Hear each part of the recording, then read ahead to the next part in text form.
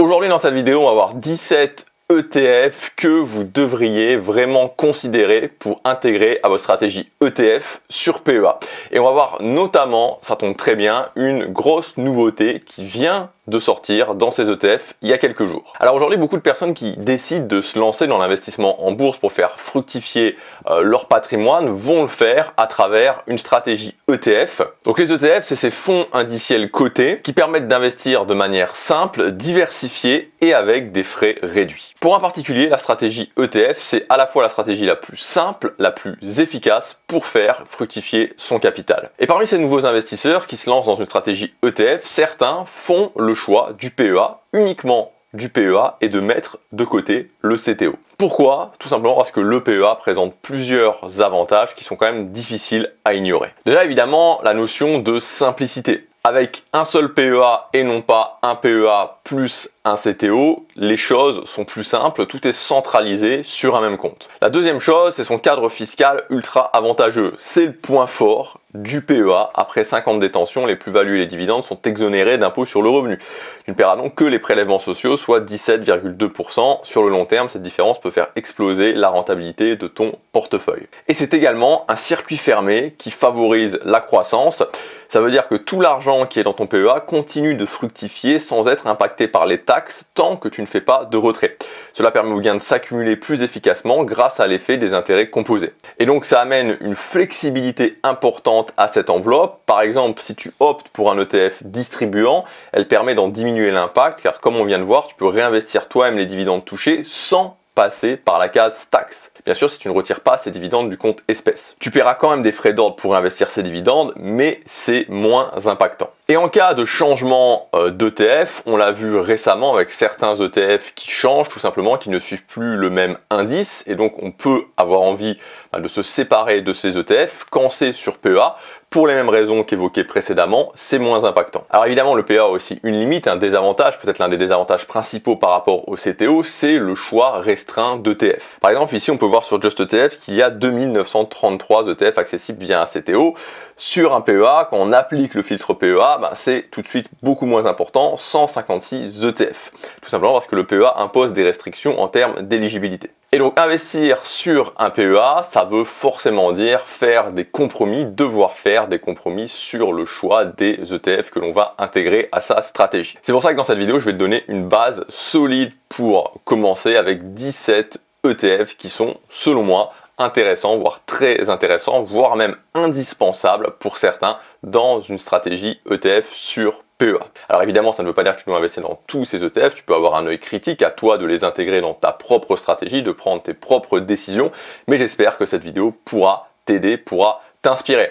Comme d'habitude, tous les ETF de cette vidéo sont regroupés dans un grand tableau récapitulatif complet. Dans ce tableau, tu retrouveras toutes les caractéristiques des ETF, le code pour les retrouver, l'encours, les frais, le prix de la part, la performance, la volatilité, bref, tout ce dont tu as besoin pour faire le point et pour choisir tranquillement les ETF sur lesquels tu veux investir. C'est gratuit et tu peux le télécharger dès maintenant dans le premier lien dans la description. Je t'invite à le faire immédiatement, ce sera plus simple pour toi de suivre la vidéo. On commence avec le premier ETF qui est le iShares MSCI World Swap PEA. C'est certainement l'un des ETF les plus connus qui suit l'indice MSCI World, qui est donc une base un petit peu incontournable quand on veut largement diversifier son portefeuille. Pourquoi? Premièrement parce qu'il offre une diversification globale. Non seulement une exposition à de nombreux marchés, car il couvre 23 pays développés, ce qui signifie que tu investis d'un seul coup dans des économies diversifiées aux États-Unis, en Europe ou en Asie, mais aussi parce qu'il offre une exposition à des secteurs très variés tels que la technologie, la santé, la finance, l'industrie, les biens de consommation, etc. Donc l'intérêt, c'est de ne pas dépendre de la performance d'un seul secteur. Par exemple, si le secteur technologique connaît une période difficile, les secteurs de la santé ou de la consommation peuvent continuer à performer. Enfin, l'indice MSCI World a une performance historique solide, 8,64% annualisé depuis 1987, soit bientôt 40 ans.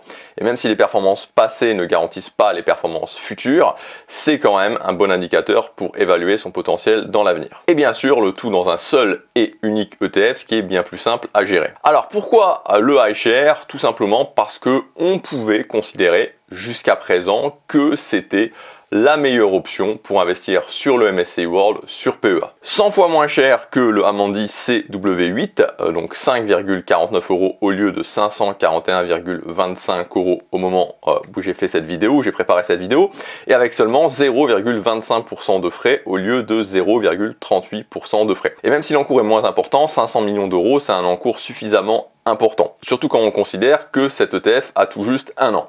Quant à l'autre alternative proposée par Amundi pour le PEA, elle était plus chère, avec plus de frais, avec moins d'encours et en plus distribuant.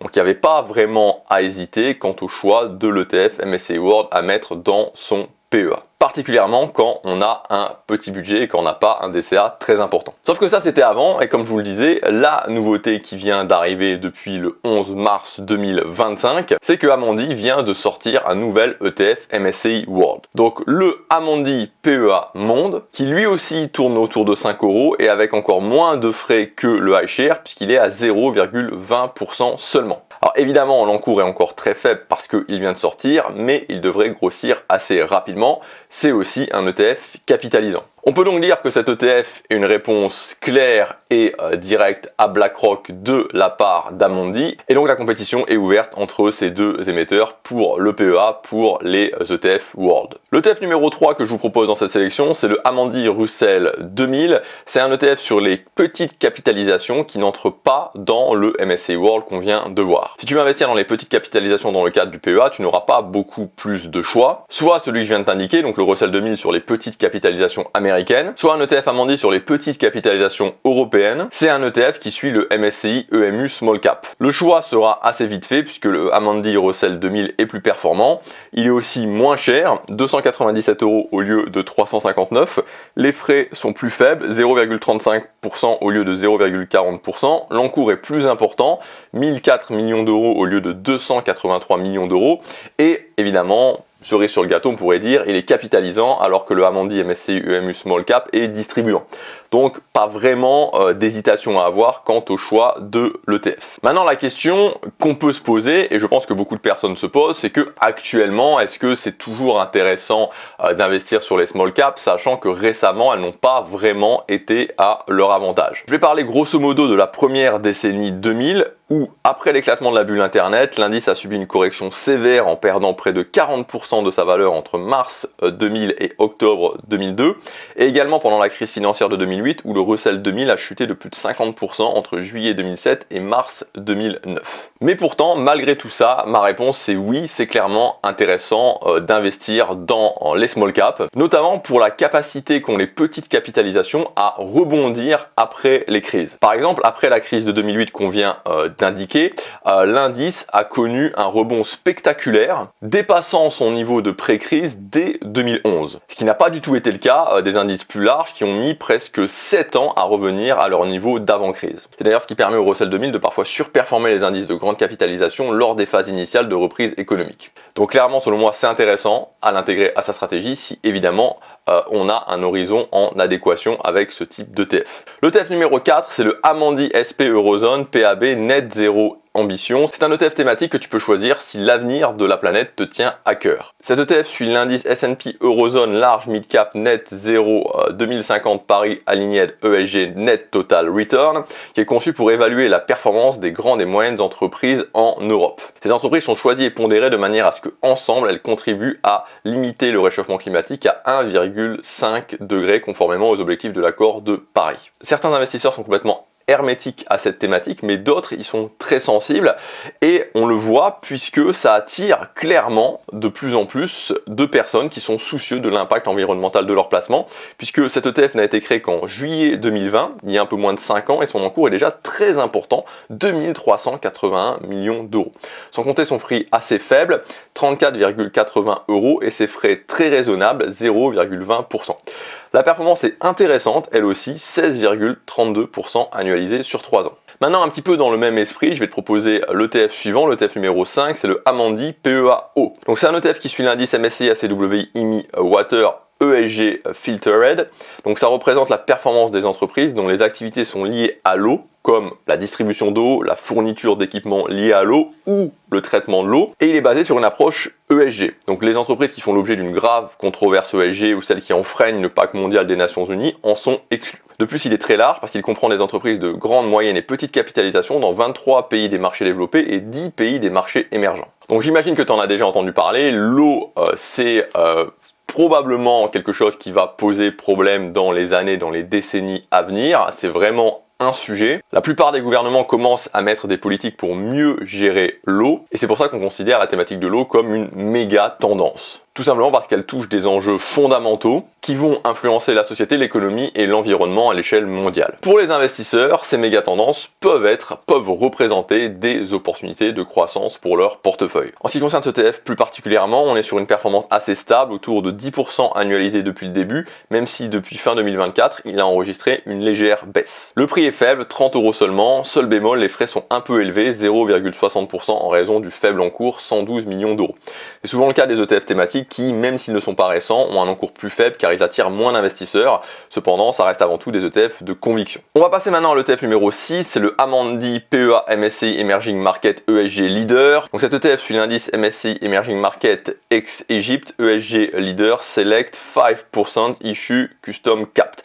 Donc ça représente les grandes et moyennes capitalisations dans 23 des 24 pays émergents, car, comme son nom l'indique, il exclut l'Égypte. Il ne représente pas la performance de toutes les entreprises, seulement celles qui ont des cotes environnementales, sociales et de gouvernance élevées par rapport à leur équivalent du secteur. Alors petit point historique, l'indice MSCI Emerging Market, il a été créé en 1988 pour suivre la performance boursière des marchés émergents. À son lancement, à cette date-là, les marchés émergents ne représentaient que 0,9% de la capitalisation boursière mondiale. Donc autant dire qu'à l'époque, les marchés émergents n'avaient pas vraiment d'importance. Cependant, au fil du temps, ces marchés ont grandi, sont devenus plus importants et aujourd'hui on avoisine plus ou moins les 15% de capitalisation boursière pour ces marchés. Aujourd'hui, pour des questions de diversification, c'est devenu une référence à avoir dans son portefeuille. En termes de performance, on est sur 17,09% sur un an. Maintenant, pour rester sur les marchés émergents, mais cette fois-ci plus centré sur l'Asie, je te propose le Amundi PEA MSCI Emerging Asia ESG Leader. Il suit l'indice MSCI Emerging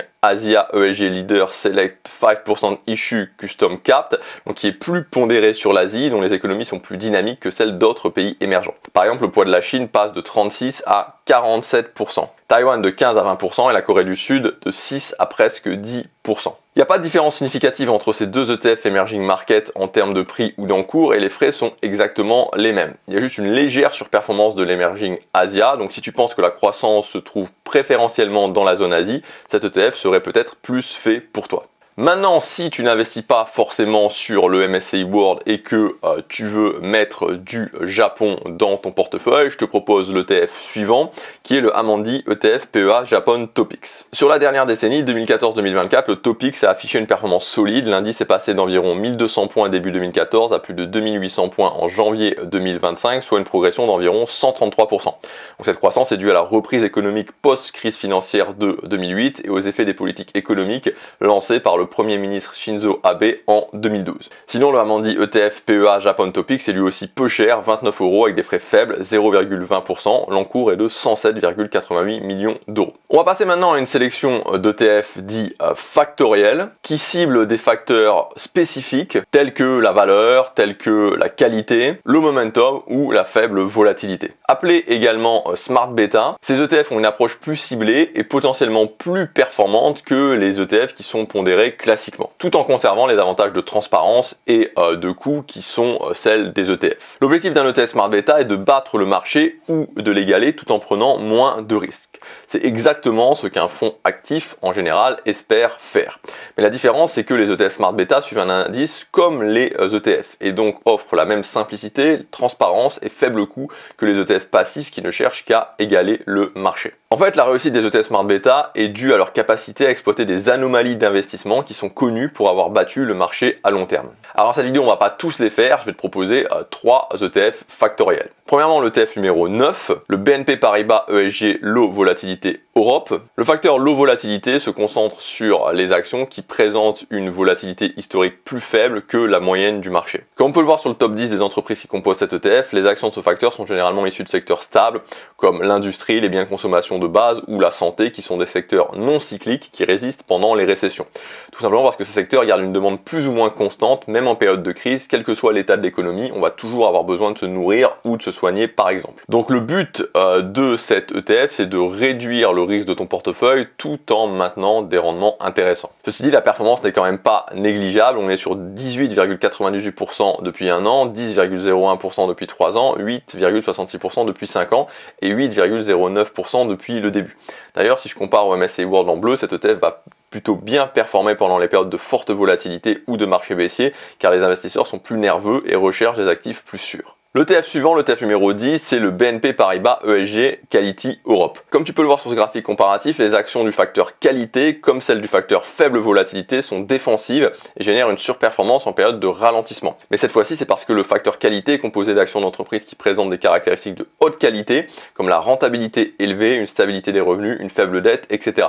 En période de ralentissement économique, elles offrent une certaine résilience et peuvent continuer à générer des rendements, même lorsque les conditions économiques ne sont pas exceptionnelles. Voici la répartition sectorielle, elle diffère de celle du facteur faible volatilité avec plus de biens de consommation cyclique et plus de technologies qui sont des secteurs plus volatiles. Troisième et dernière ETF factoriel, c'est l'ETF numéro 11, le Amundi MSCI EMU Value Factor. C'est un ETF distribuant, mais sur PEA, comme on l'a vu au départ, c'est moins ennuyeux. De plus, comme je le disais aussi, il faut pouvoir faire certaines fois des arbitrages sur PEA parce qu'il y a une faible disponibilité d'ETF. Donc le facteur value, il se concentre sur les actions qui sont considérées comme sous-évaluées par le marché. L'idée, c'est que ces actions vont avoir le potentiel de surperformer sur le long terme parce que le marché va finir par reconnaître leur véritable valeur. Historiquement, le facteur value a été procyclique. Il s'est particulièrement bien comporté en période de croissance économique et a plutôt souffert lors des récessions. Donc ça peut être intéressant dans un portefeuille d'avoir un mélange à la fois du secteur value et d'un autre côté plus défensif avec le low volatilité ou le qualité. On va continuer avec l'ETF suivant que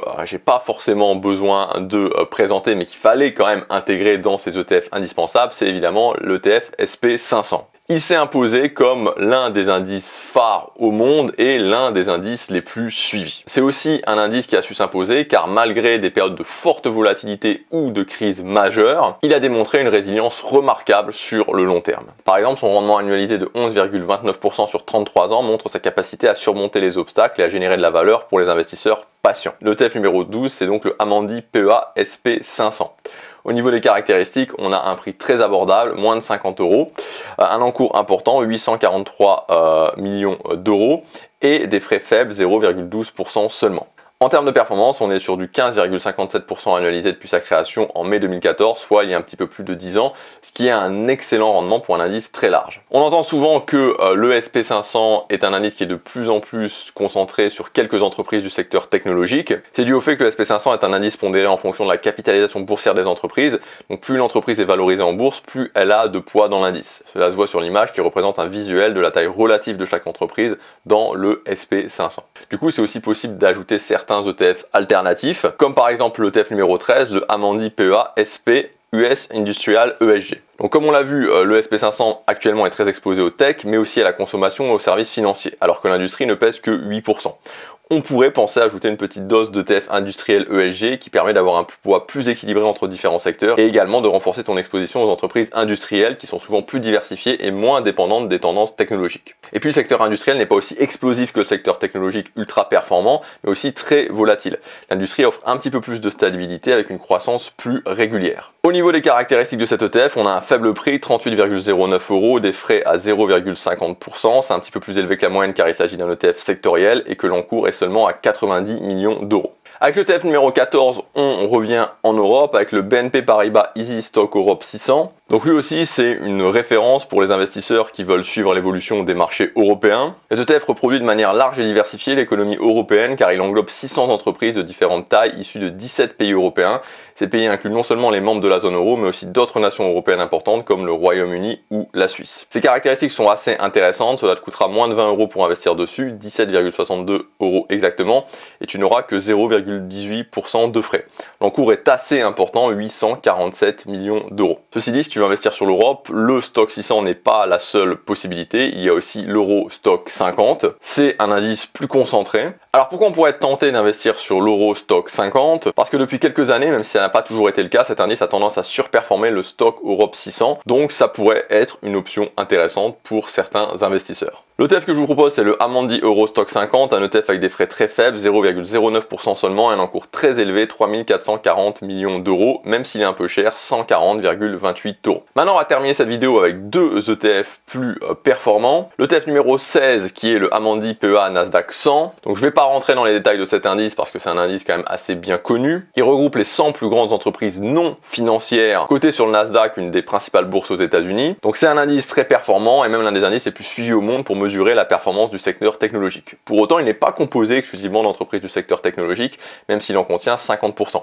Mais il inclut également des entreprises d'autres secteurs comme la santé, les biens de consommation, l'industrie ou les services. Par contre, il ne contient pas de banques ou d'autres entreprises financières, contrairement au SP500 par exemple. Ceci dit, quand on investit sur un ETF Nasdaq 100, c'est bien sûr pour sa performance. Pour celui-ci, c'est 20,80% annualisé depuis sa création en 2014, ce qui est assez énorme. C'est un ETF avec un prix raisonnable, 74,32 euros, et des frais raisonnables, 0,30%. Et enfin, le dernier ETF de cette liste d'ETF PEA, c'est le Amundi PEA US Tech ESG. Donc exactement les mêmes frais, mais juste un peu moins cher que l'ETF Nasdaq 100 précédent. La répartition sectorielle est différente entre ces deux ETF. Le Amundi US Tech est beaucoup plus pondéré sur la technologie que l'Amundi Nasdaq 100 avec 70% au lieu de 50%. Écoutez, voilà pour cette liste de 17 ETF que je considère comme intéressant à intégrer dans votre stratégie ETF sur PEA. N'hésitez pas à me laisser un commentaire, n'hésitez pas à me partager aussi votre stratégie, me dire ce que vous pensez de ces ETF. Je lirai vos commentaires avec plaisir. Vous avez aussi, pour pouvoir retrouver ces ETF plus facilement et pour pouvoir les comparer, le grand tableau qui vous présente tous les ETF qu'on a vu inclus le nouvel ETF MSCI World avec toutes les caractéristiques, le code, l'encours, les frais, la performance, la volatilité. Voilà, vous avez tout ce qu'il faut pour pouvoir, dans ce tableau, pour pouvoir comparer ces ETF. Je vous laisse le télécharger maintenant, c'est le premier dans la description, c'est 100% gratuit. Merci d'avoir suivi cette vidéo, je vous dis à très bientôt pour la prochaine, salut!